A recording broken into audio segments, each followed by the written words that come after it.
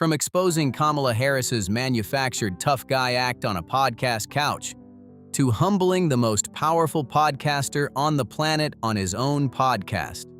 Here are 10 times arrogant celebrities got destroyed by Shane Gillis. Kamala Harris. Starting with the Vice President of the United States, who decided to road test a brand new tough guy bit during her sit-down with Oprah. Most politicians stick to the script.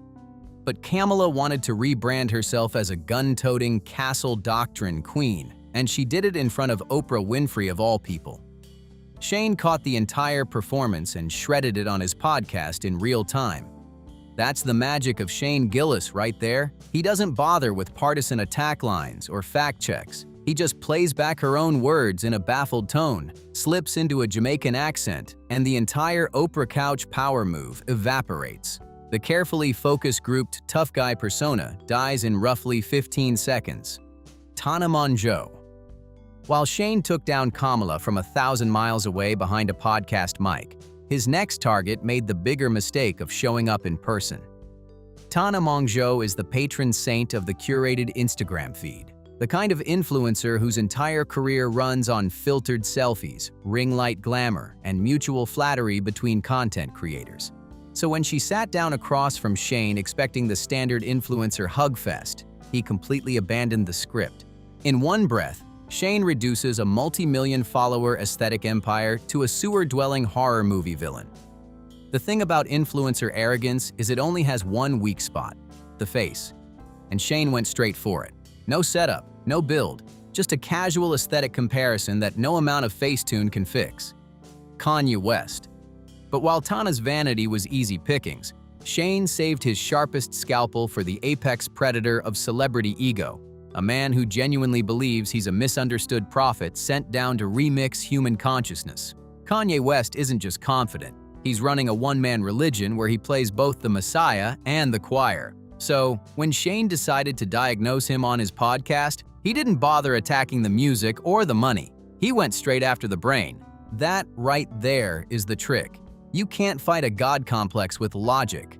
So Shane just downsizes him into eccentric guy who dresses weird and demands constant validation. And the entire mythology collapses on contact. Jesus exits stage left as a guy who needs a nap and a real outfit. Andrew Schulz. Yet what works on a billionaire pop star also works on a fellow comedian who started taking himself a little too seriously. Andrew Schulz built his flagrant podcast empire on the brand of streetwise intellectual provocateur, where he treats every standard observation like he just decoded the human condition.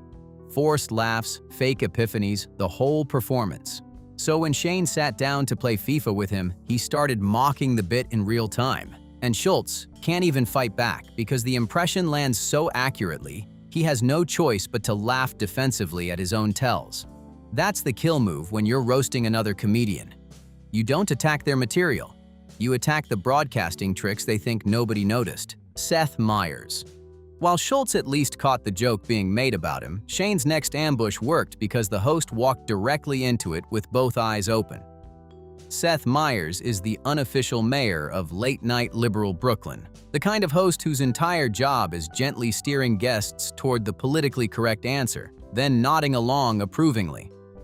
So when Shane casually dropped a loaded phrase about his old workplace, Seth pounced exactly the way Shane wanted him to.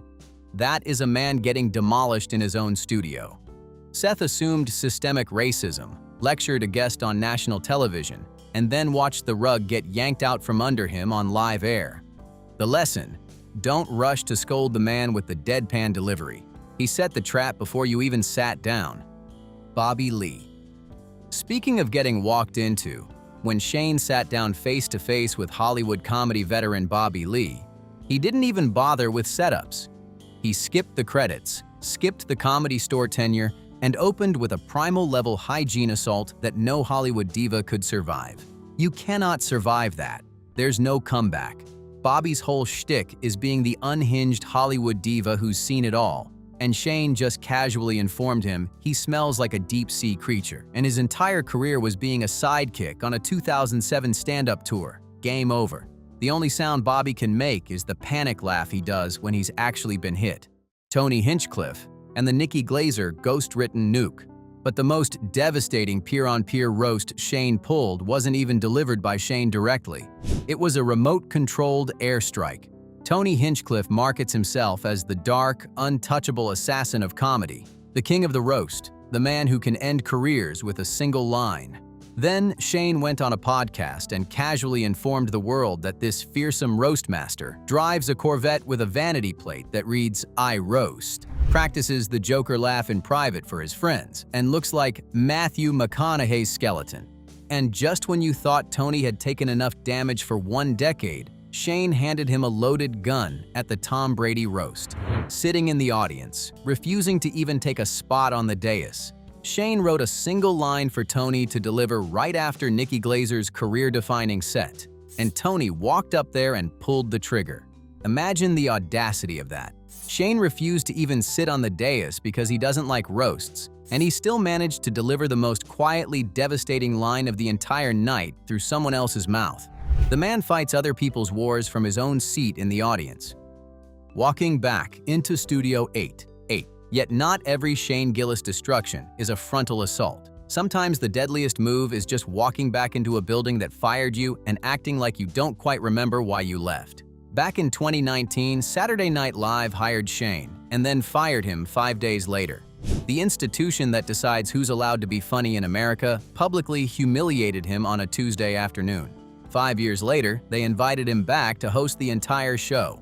Most comedians would either grovel or lecture. Shane did something better. Read that again. He's standing in Studio 8H, the most prestigious comedy stage in America, openly admitting most of his old material was bad and that he preferred their dead competitor anyway. The institution demanded he beg for forgiveness in 2019. He came back 5 years later as an undeniable superstar, called the firing a minor speed bump, and the audience that wanted him gone had no choice but to laugh along. That's how you destroy an entire building without raising your voice. Nick Saban. While SNL got humbled by sheer indifference, Shane's next target had to be confronted face-to-face on live national television. Nick Saban is the closest thing American football has to a divine emperor. ESPN treats him like the Pope.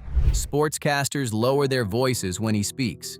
So when Shane got booked on College Game Day and had to sit a few feet away from the legend on a flagship Saturday morning broadcast, he decided to do the one thing nobody else has ever had the guts to do. Say what every college football fan in the country already knows. That's a man on a flagship sports show, sitting next to the most feared coach in the country, casually accusing him of cheating his way to 7 national titles. And when Saban tries to defend his legacy with the integrity speech, Shane doesn't back down. He doubles down with the Alabama Jones line. By the way, Saban reportedly screamed at him off camera in the green room afterwards. Worth it. Joe Rogan. But while Saban could at least vent his rage in a green room, Shane's most savage destruction happened in front of a live mic, on the most powerful media platform on earth, with absolutely nowhere for the target to hide. Joe Rogan is the kingmaker of modern podcasting. Careers are made and destroyed on his couch, and his core identity rests on one specific pillar: that he's a deeply read, philosophically curious warrior monk whose obsession with combat sports is part of a profound intellectual journey. So Shane sat down on JRE 2122, listened to Joe quote one of his fighting books, and dropped this on him, on his own podcast, in his own studio, to his face.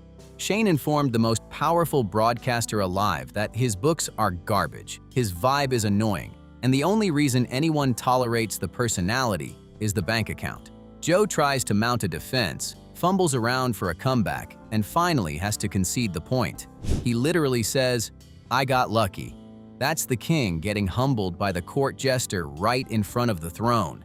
And the cameras kept rolling, proving that no matter how rich, how famous, or how feared the target, there's always one Pennsylvania everyman in deadpan, ready to wreck the whole room.